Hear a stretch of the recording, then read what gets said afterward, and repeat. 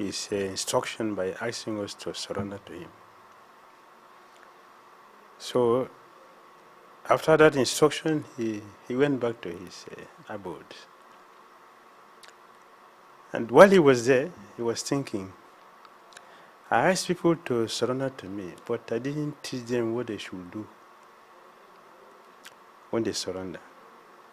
Therefore, let me go back and teach people by my personal example what should be the duty of a surrendered soul. This is one reason. There are so many reasons why Chaitanya Mahaprabhu came. This is one. Chaitanya Krishnadas Kaviraj Goswami explained that the internal and external reason why Chaitanya Mahaprabhu came. So Chaitanya Mahaprabhu was thinking, if I don't go and teach them what is Christian prema, how will they get it? Especially in Kali Yuga, people are easily offended and easily offensive, very easily, and very difficult to control. And most of these offenses are really very, very grievous. So Bhakti Thakura explained, just like a doctor will give a medicine according to the intensity of the sickness, the disease. Similarly, Chaitanya Mahaprabhu taught of the best medicine to give to Kali Yuga, where sinful life is a religion. So he decided to come and give us the solution to the problem, because it's not easy to get Christian prema. Krishna requested full surrender, and we know that to surrender is not easy, especially in Kali Yuga, because one of the things that we need to do in surrendering is to maintain humility, which is a big challenge in Kali Yuga.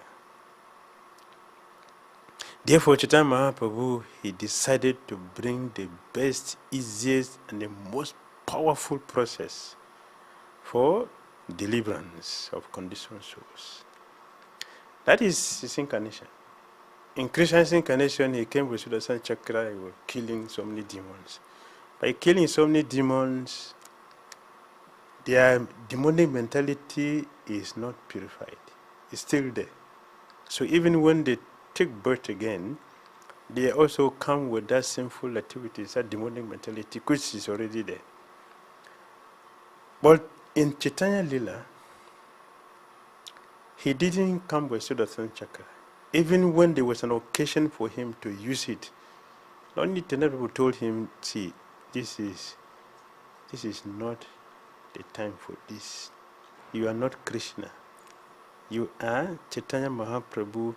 You came with the sentiment of Srimati Radharani. Very, very merciful. You represent Audarya Vigraha, munificent. Therefore, you cannot use weapon. you cannot kill and make a demonic mentality remain. A process you came with is to control, to purify, to remove that demonic mentality. And that is by chanting the holy name of Krishna, which we know is very popular. Hare Krishna, Krishna Krishna, Hare Hare, Hare Rama, Rama Rama, Hare Hare. It is the best religion. It is the best sacrifice. It is the best charity. It is the best austerity. The best of anything as one can do in this world is the chanting of the holy name. So Chaitanya Mahaprabhu brought it. Therefore, it is important for every one of us to know that the many processes of self-realization which is described in the scripture and by our acharyas cannot work in Kali Yuga. The only process that can work in Kali Yuga is Nam Sankirtan which Chaitanya Mahaprabhu he brought. So he came with the best for everyone. Therefore, it is very, very, very important for us to prepare ourselves for it. I know that he comes in every Kali Yuga. He comes once a while, not every Kali Yuga. So this is the most fortunate Kali Yuga, because Chaitanya Mahaprabhu came here. With such a dangerous situation which we have, and then the most powerful medicine which Mahaprabhu brought. How much should we be prepared to get ready to receive this medicine and get cured? You know, nowadays, when Chaitanya Mahaprabhu appeared, sin does not exist here. What one can get after many years in other places, one day here you get it. One day you can get it. So how much will we be prepared for this? How much appetite we should have to relish the sublime, supreme nectar which Chaitanya Mahaprabhu has brought. Because there's nothing which is compared to it, there's nothing which is superior to it, there's nothing which is above this. This is the essence of all. Chaitanya Mahaprabhu incarnation is the essence of all incarnations of Krishna. It's the essence. And now what we've done is the essence of all holy places. So we have the best with us. And Srila Bhakti Thakur said, anyone who said, Nitai Chaitanya, his sin will flee, will run away fast, they will never come back again. Therefore, it is very, very important for us not to take this system very cheaply. We shouldn't take it as a simple thing. We shouldn't take it as a cheap thing. We should not think that this is just another religion. It is not of none of these things. We should be ready, very much ready to accept and get ourselves available for what the time Mahaprabhu is bringing. Nityananda Prabhu, when he was taking Srila Jiva Goswami and Parikama, he said, all jivas, please give up. Give up all the speculation. Give up all the necessary things. Throw away duplicity. And come. What you are looking for, have it. You're looking for happiness through austerity, going to the forest. You're looking for happiness by waging war against other nations to get a sovereignty over everyone and become happy. We are looking for happiness through sex. We are looking for happiness through alcohol, smoking and drinking. We are looking for happiness through austerity, to doing charity, and many other ways. But all those things cannot fulfill the heart. The best is what Chaitanya Mahaprabhu Nityananda Prabhu brought. Therefore, we should be very eager, very eager for making ourselves available for the message Chaitanya Mahaprabhu is bringing. Chaitanya Mahaprabhu is standing there with his associate. Every day we worship them. But, the day and Chaitanya Mahaprabhu and Nityananda Prabhu and other incarnations appear is a special day. That day they are personally present in their deity. That day. Therefore, Pandavanda Sakura said, anyone who fasts on Nityananda Trayodasi and Gaura Purnima will never take birth again. Jai. Thank you, Maharaj. On that very, very inspirational note, I want to take questions to a different angle. Sri Chaitanya Mahaprabhu in his Shikshastakam mentions Trinadapi Sunichena Tarorapi Saishnuna Manina Mardina Kirtaniya Sadahari. So I want to club two questions. I heard from Gurudev's lectures that humility comes many times by humiliation. And also sometimes we notice that when we have to tolerate, tolerance is a very difficult virtue, especially when it comes to dealing with devotee community. So how do we develop these two qualities in a manner that is practical for people who are practicing inside the temple and who are practicing in the congregation both? Tolerance is a very powerful quality. It's a divine quality. It's Krishna's quality. And so Krishna's quality cannot be ordinary. So Chaitanya will emphasize that very much. Parugita emphasize that very much. Other scriptures, other acharyas, they emphasize that because they know that is the key to getting the mercy of the Lord. If you chant the holy name, which is so powerful, without humility, you won't get the result. If you practice austerity, if you're not humble, also you become proud. If you get knowledge, the same thing will happen. You become proud. Instead of becoming humble, become proud. Humility is very, very important. Tolerating is also very, very important. Tolerance, very, very important. We have to tolerate ourselves, not even somebody, ourselves. Look at the level of our dullness in Krishna consciousness. Our level of perception of receiving what is available is very low because of our karma. So we have to tolerate ourselves due to the dullness we have towards Krishna consciousness. Look at the regulative principles. Look at the practices which we're supposed to do. We are struggling.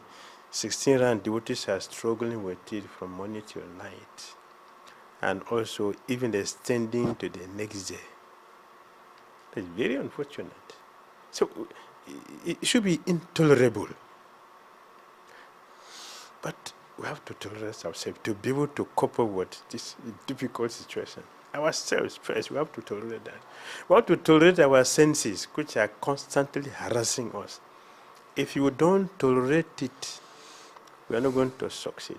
Lord Krishna told us, those who struggle to fulfill the incessant desires that come like a river running to the ocean will not be peaceful. Only those who can tolerate it, not a repression. Tolerance is different from repression. Tolerance is different. That we have the knowledge about the importance of tolerance. We have the understanding. If I should tolerate 1 minute agitation from my senses, 1 minute provocation from others, it will save me from 100 years or even lifetime prison, difficulty.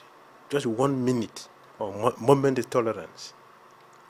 I give an example. Suppose you slap me and I just walk away. The problem will end there. But if I slap you back, it will continue, the wound will be there, anxiety will be there, and the hospital money to be paid, the bills will be there, in sometimes even involving police. It become a court case. Yes. Just for 1 moment, tolerance. See the change of difficulties. Tolerance is very, very important. We have to tolerate the disturbances of our own body, because the body is meant for that. The body is a material element, full of diseases and unnecessary things makes of this body. You have to tolerate it. We have to tolerate even the supreme personality of Godhead, because He is not going to do things at our time. He is going to do things at His time. So we have to tolerate. And above all, if we don't tolerate, we will simply increase our suffering. That's all. Therefore, we have to practice tolerance. It will save us from so many problems, unnecessary problems. So tolerance is good. So our Acharyas Bhagavad Gita told us to tolerate. And it goes with humility. If you are not humble, we are we're going to commit a lot of offenses, because false ego will become our deity, which we worship. And we are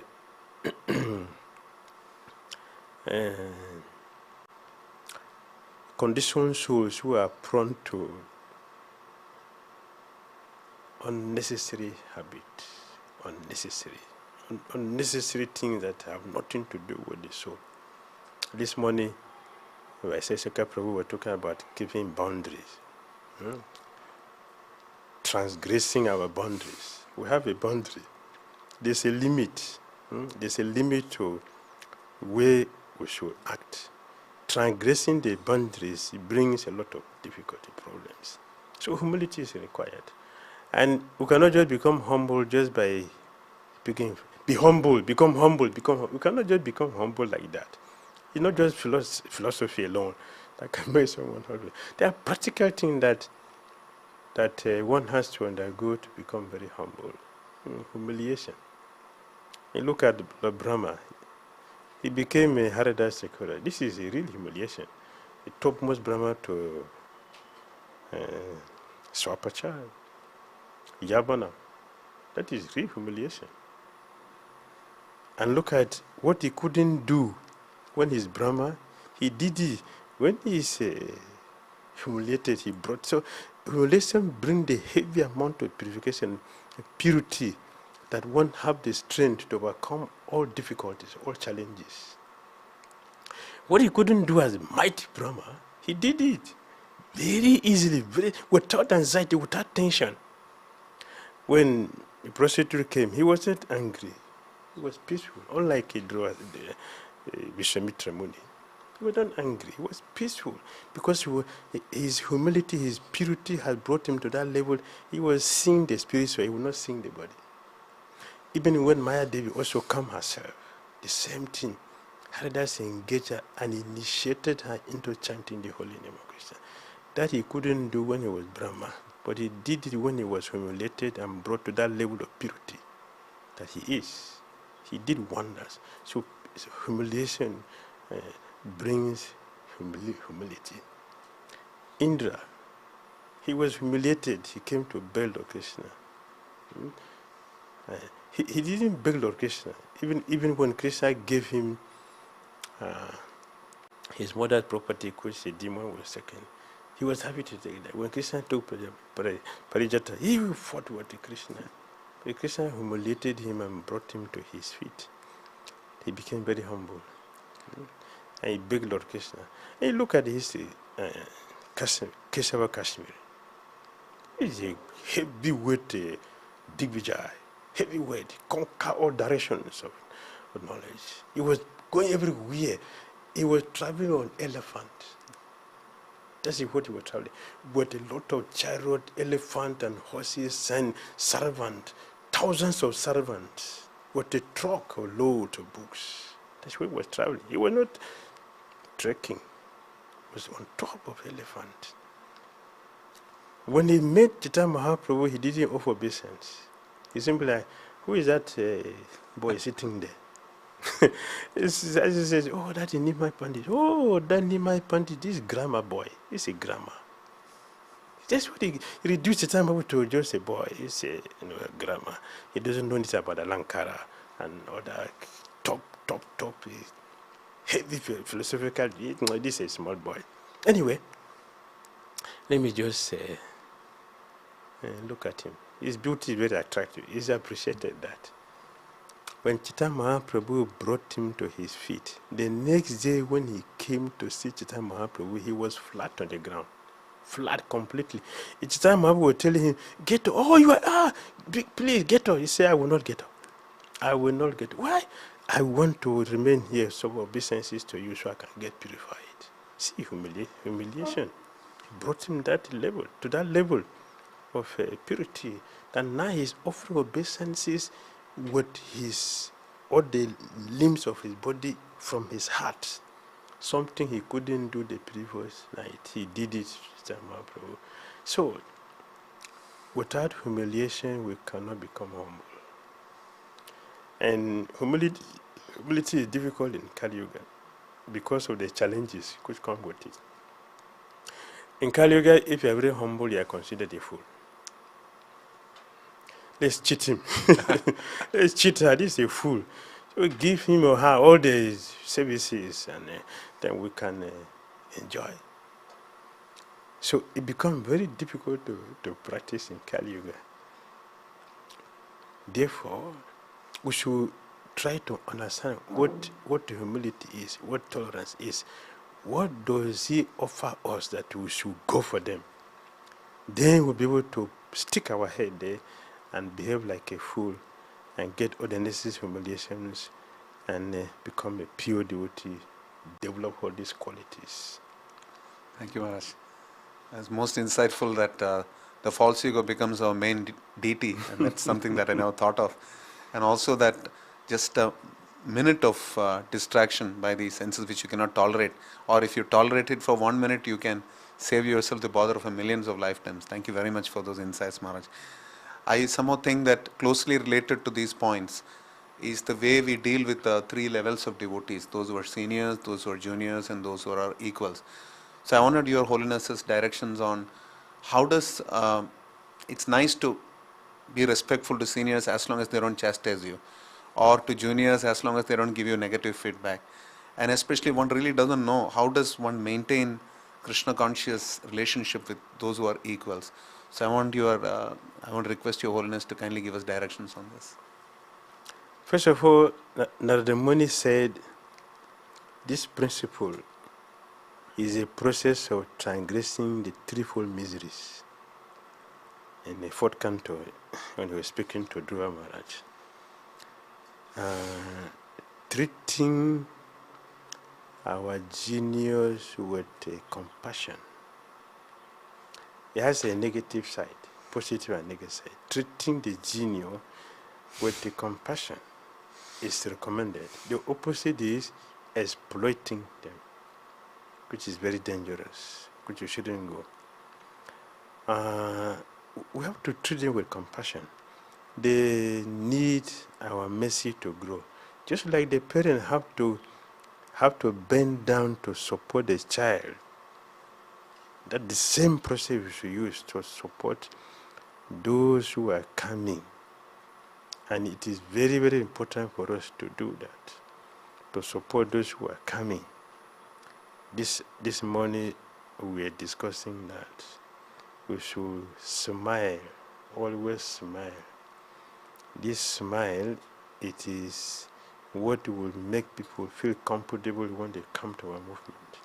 If you don't do that, and the reason why we will not do that, because we ourselves are not happy in our Christian consciousness. So when we see people coming, it's a distress for us, or you're coming to disturb me. But those who are happy in their Christian consciousness will be very happy to pass on that happiness to others. That's the duty of those who are very fortunate. Those who are very fortunate, they will make others fortunate like themselves. So it is compulsory for all of us conditioned souls to practice this, showing compassion, helping the genuine ones to make advancement in their Christian consciousness. The second says how we relate with those who are our equals. That the Muni also said that we have to treat them friendly, right, to make friendship with them. We shouldn't show up, shouldn't advertise our progress, our success, our achievement. We shouldn't. We should give them a chance to feel at home with us. And when we see it, those who are senior to us, we should show them respect. We should serve them very nicely.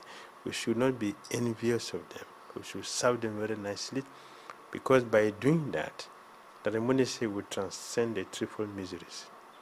So the challenge which you just mentioned is when our seniors chastise us, how should we take it? First of all, we don't know the potency of chastisement. We don't know what chastisement actually is. Chastisement, Srila Prabhupada said, is a sign of love of a guru to the disciple. That's a sign of love. When the guru cares for the disciple, will chastise. Why? He's correcting because he wants the best of the children. So he will correct any child that is misbehaving. That is the love to the parent for the children. The special master is a loving personality. He will chastise disciples that are going wrong, because in that way he will bring them on track. We saw Chaitanya Mahaprabhu teaches humility, but when there was a chance to do that, he did it perfectly. He didn't offer a bunch of, but he chastised severely. He did so many devotees. So many devotees. They were not pundit. The time Mahaprabhu chastised him heavily, didn't spare him. He told the devotee, I'm going to tear this man. I will tear him into pieces. The same thing he did to Pakasananda Sase. I will destroy. In fact, I gave that man leprosy. The time Mahaprabhu said, the person who teaching humility, I gave him leprosy. But he didn't realize that I gave him leprosy because he cutting my body into pieces. He chastised. It's for correction. And eventually he delivered him. Devanath Pandit, he delivered him also by his chastisement. Tell me, what was the problem? What was the fault of Srivas Pandit who came to hear Bhagavatam? Is it an offense to come and hear Bhagavatam? Is it an offense? Why did you throw him out when he was hearing Bhagavatam and he was relishing that? Something which you who is speaking does not experience. But the pure devotee hearing, even though you are nonsense, you don't know what is Bhagavatam, but because it is a syllable of Bhagavatam, he had it. He could get the meaning and he was in ecstasy. You did not feel that. What was his offense that you threw him out? You are dry and your students are also dry. Devanath Pandit kept quiet. He didn't say anything. Chaitanya blessed him and eventually he liberated him. It's chastisement. We don't know the purification that comes through chastisement. That is why we feel bad if you are chastised. And I said, I will not have a disciple that I cannot chastise, because my duty to make sure the disciple act properly. That's the duty, to make sure the child is properly trained and directed. It's our responsibility. Srila Prabhupada said, if we don't take care of the disciples, it's illegal. It's illegal. How will you take care of the disciple if you don't correct them, you don't chastise them, you don't show them what to do? Srila Prabhupada did chastise the disciples many times. And I remember one particular one which I like very much. I like it, or like all of the chastisement, but this one I have repeated many times. When a devotee had arranged one of the Kumbh Melas Prabhupada attended, he Prabhupada was kept at the end of the of the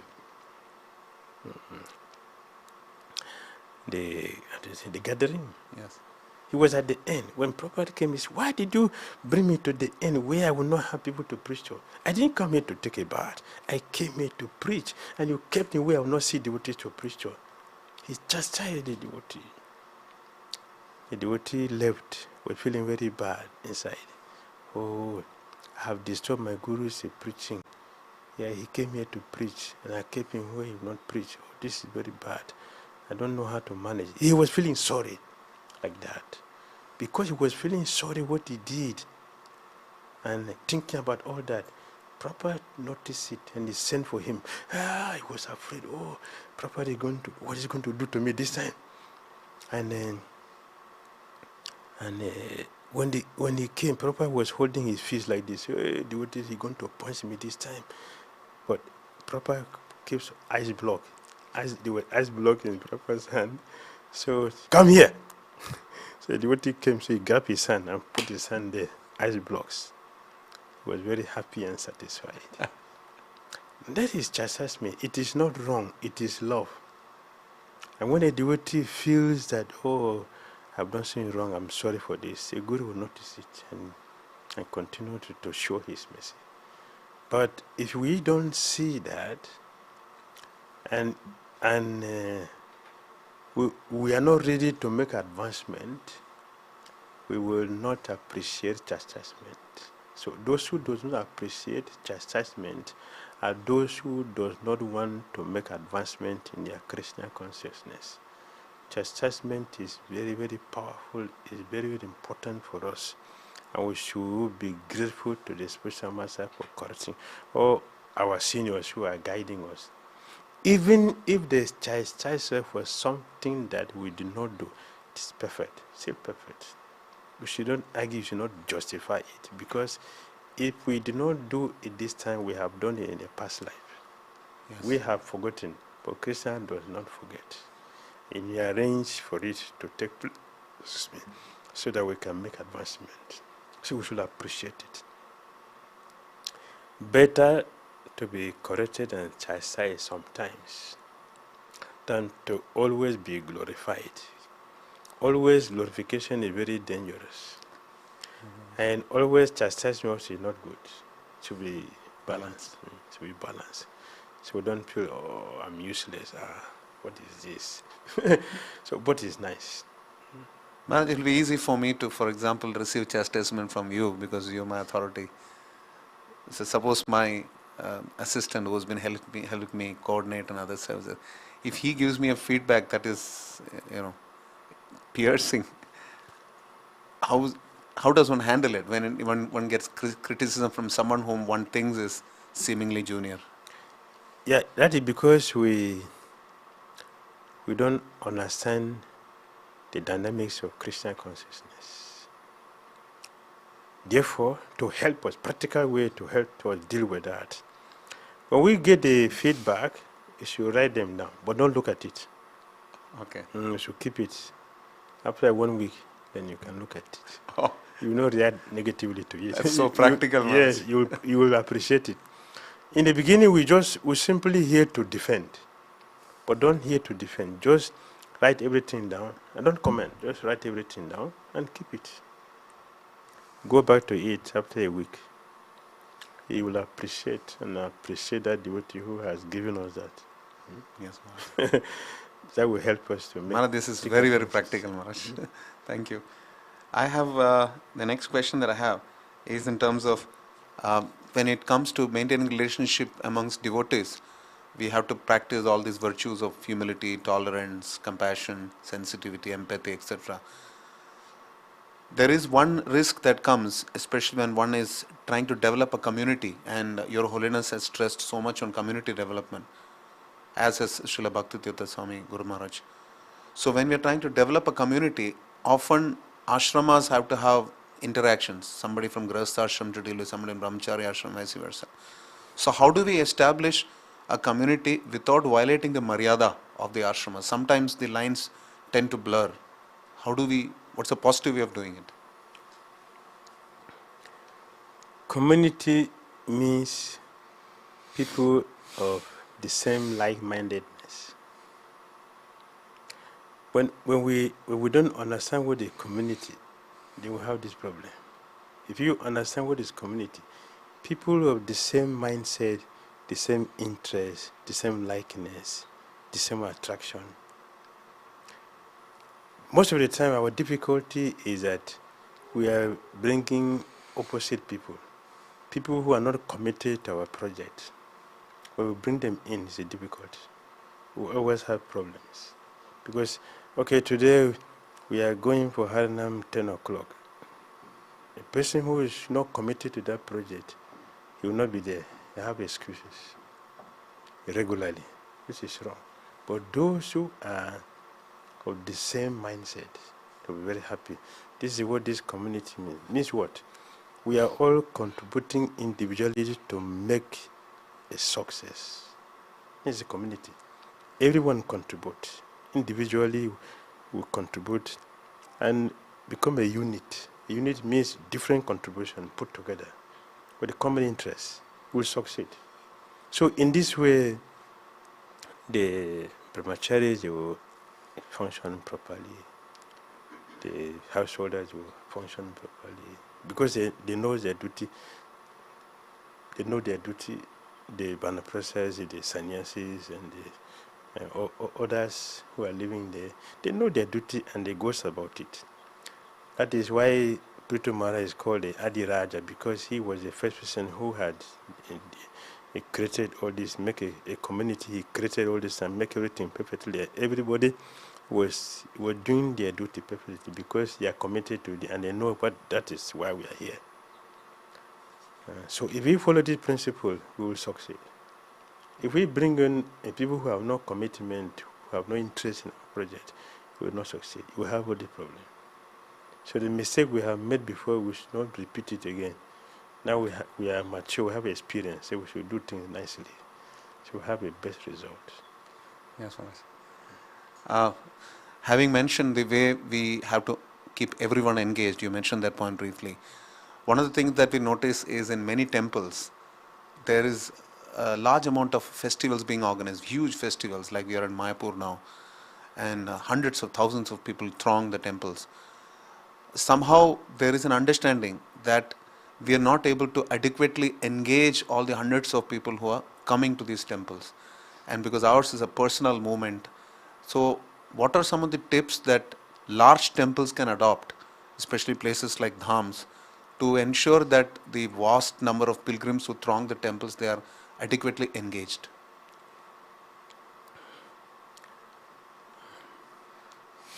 We are making big festivals, big kirtan melas, big, huge projects all over.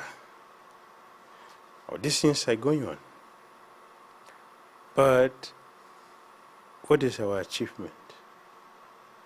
What are we getting from our greed, our loss, our envy, and impersonalism? Is it going down? You should check. We cannot just continue to do things, just to do things and without checking to see what the result of what we're doing.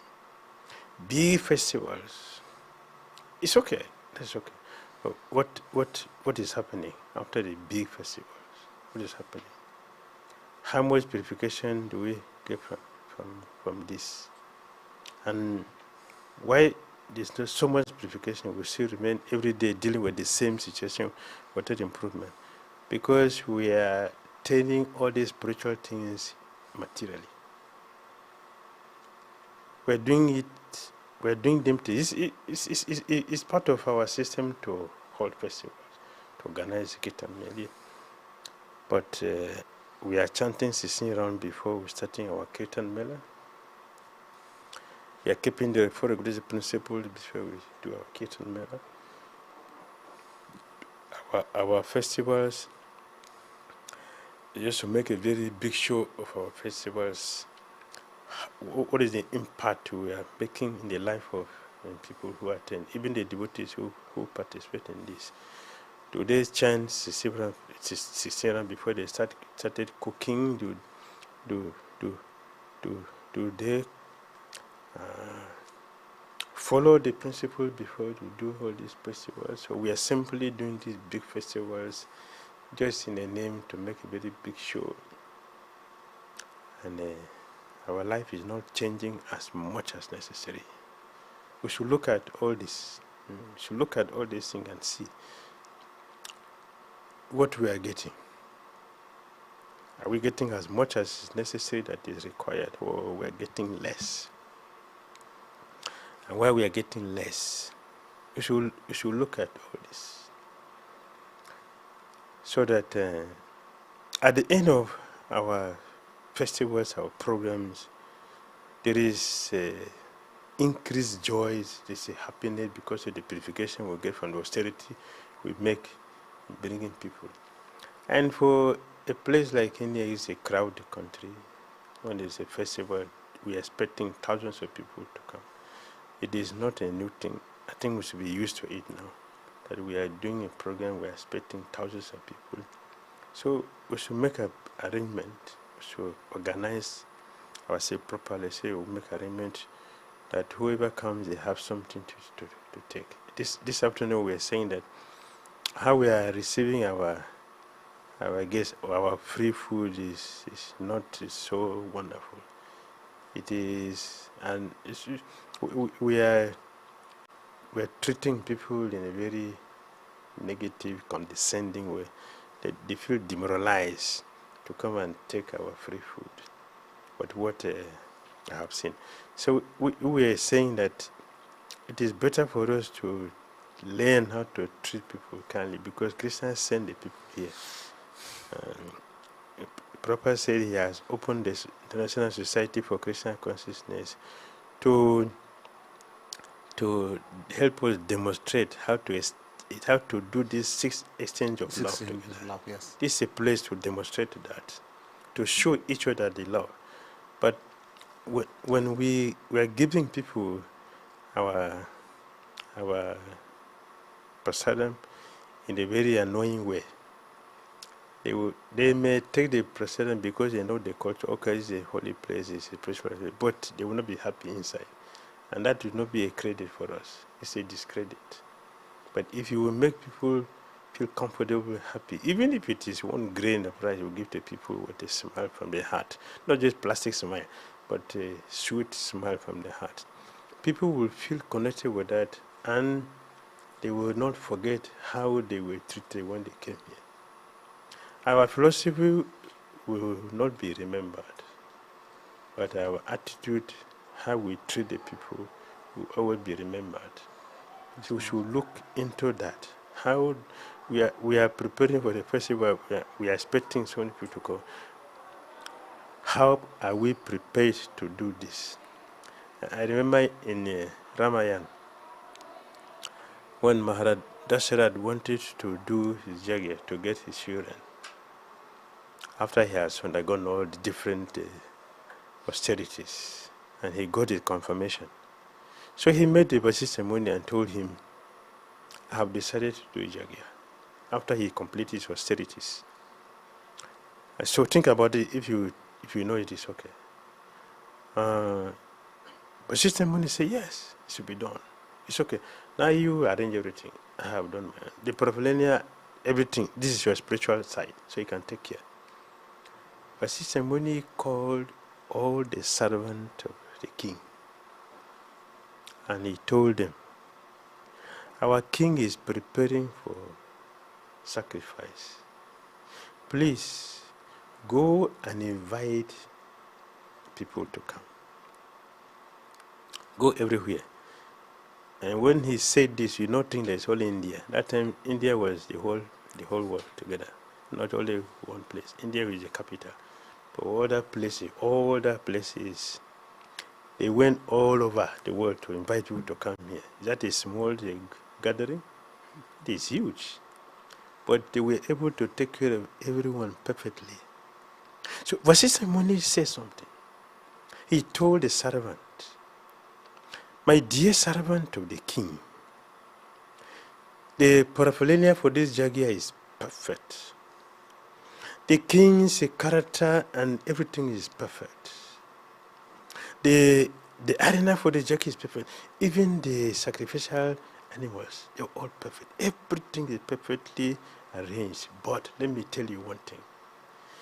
The perfection of the priest who is going to officiate and everything, all the arrangement, they are not important. The most important thing is how you behave in this yajna. So the success of this yajna depends on how you treat people whom you invite here. Therefore, I'm advising you, even if there is a chance for anyone to be angry, because serving many people, there is a chance. You serve some people who are not who are not simple, are difficult people, they will be angry one way or other. They will make you angry.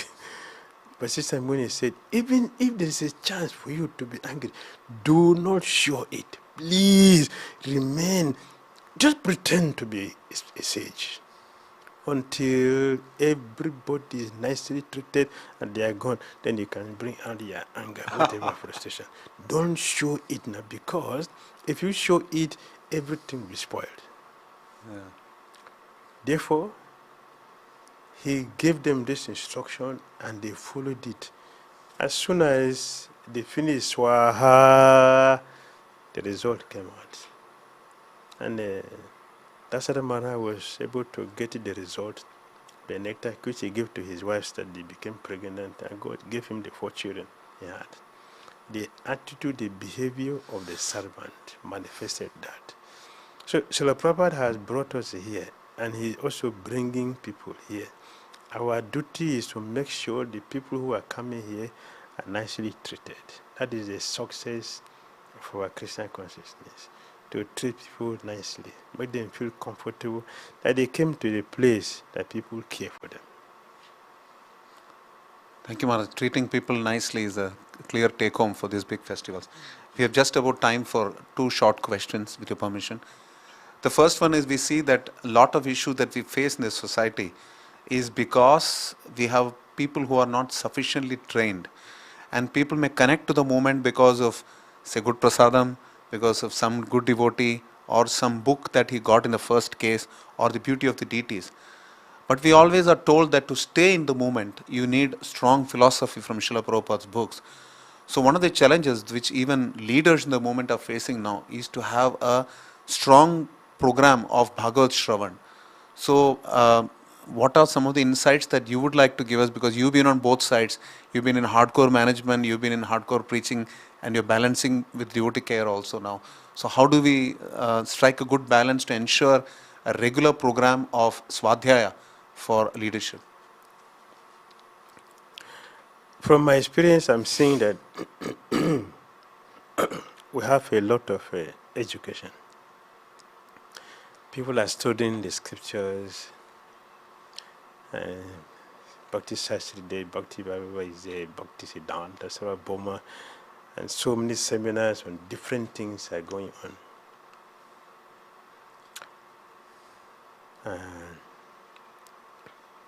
What I have seen is that we are going towards knowledge, and we are not remembering our emotions. Okay. Which is supposed to show in our Krishna consciousness between us and Krishna. That is not prominent. We have forgotten that. We are not Gyanis, we are Bhaktas.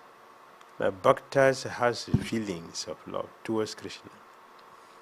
And Krishna appreciated his gopis because the Brahma said they serve Krishna with affection. The affection they use in serving Krishna, not our ability in the service.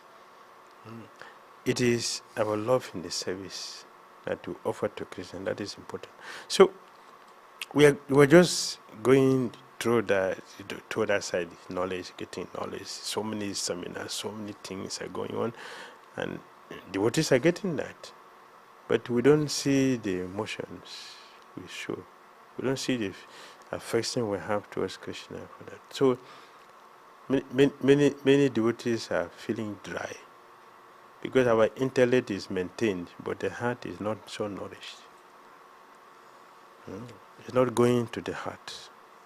So I feel that we should look towards this side, our feelings, by going deep into our practice. We should give more emphasis into a strong sadhana instead of the routine sadhana which we do every day. We should go deeper into it. The sadhana you give it is a chance for us to use that to enter deep into it. And you go deeper. Then you will get the real thing, which is the perfection of being a devotee. That's how I feel and I see it. I'm not perfect, but this is my limited vision. Thank you, Maharaj. Your limited vision is very hard to disagree with. It's just so spot on. I want to conclude today's talk with one important question. If you were to look at the Chaitanya Charitamrita as a scripture, Srila Bhaktisiddhanta Prabhupada said that even if all the scriptures of the world were to be destroyed in a deluge, the Chaitanya Charitamrita should be protected because that is the topmost teachings for mankind. So I just wanted to understand from your perspective, if there are three things that you would like to advise all our viewers in time for Gaura Purnima as to the three big lessons of Chaitanya Charitamrita with Mahaprabhu himself or through his associates. He's setting for us. Your choice. I'm not saying three as a number, I'm just randomly saying. As your Holiness decides, what are the few things that we remember in time for Gaura Purnima and beyond as clear lessons from Chaitanya Charitamrita? Chaitanya Mahaprabhu wanted us to take care of devotees. So we should take care of devotees. It's very, very important. The chanting of the holy name, not the alphabet, but the real name is important. He gave an emphasis on Nam Sankirtan, Harinam Sankirtan, taking care of the devotees.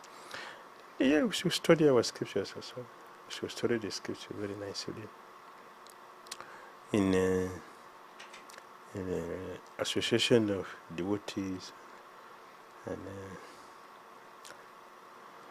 yes, serving Lord Krishna as our primary deity. So but this we will have success in our Krishna consciousness. Thank you, Maharaj. So that's it from all of us, Prabhus and Matajis, in preparation for Gaura Purnima and beyond. They say Tirti Kurvanti Tirtani, and I am so fortunate that I had the good fortune of spending time in Dham, Srida Mayapur, with my revered Shiksha Guru, Srila Bhakti Damodar Swami Maharaj. And they say there should be Gaura Nam, Gaura Dham, Gaura Kam, and Gaura Katha. So we wish you lots and lots of this through this festival season and beyond.